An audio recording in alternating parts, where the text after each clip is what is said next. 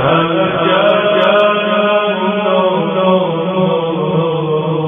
باللہ من الشیطان اللعین الرجیم بسم اللہ الرحمن الرحیم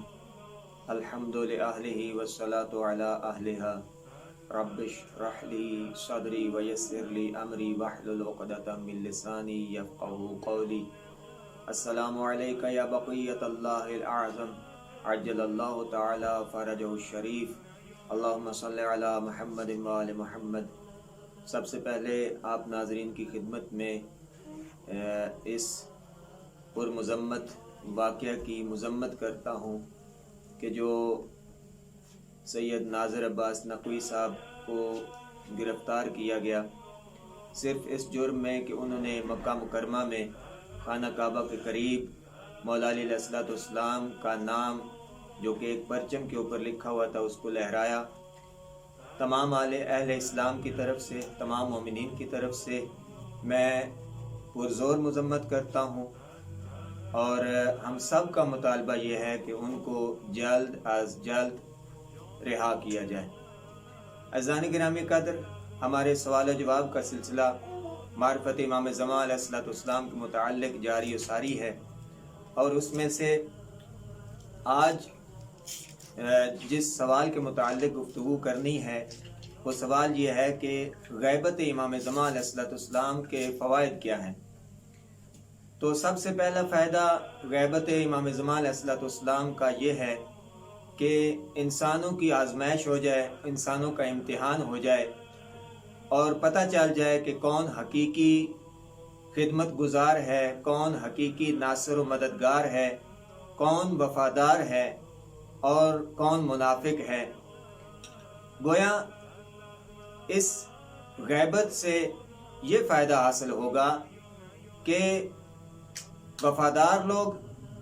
ناصرین لوگ، مدد کرنے والے، مخلص لوگ، دین کے ساتھ مخلص، اسلام کے ساتھ مخلص، اپنے وقت کے امام کے ساتھ مخلص، جدا ہو جائیں ان لوگوں سے کہ جو منافق ہیں، جو صحیح العقیدہ نہیں ہیں۔ جیسا کہ امام موسیٰ کاظم علیہ السلام نے ارشاد فرمایا کہ اس غیبت کبریٰ سے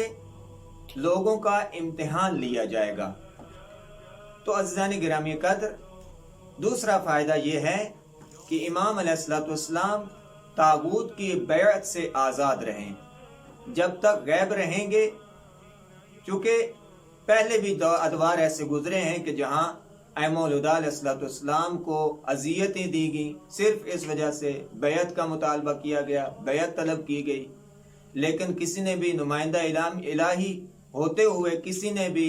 ان کے سامنے سر تسلیم خم نہیں کیا۔ اور تیسرا فائدہ یہ ہے کہ امام کی جان خطرے سے محفوظ رہے۔ اس کا مطلب یہ نہیں کہ امام خوف زدہ ہیں،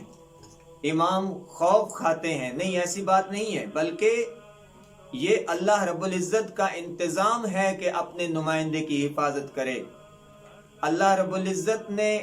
غیبت کبریٰ میں امام مہدی علیہ السلام کو رکھ کے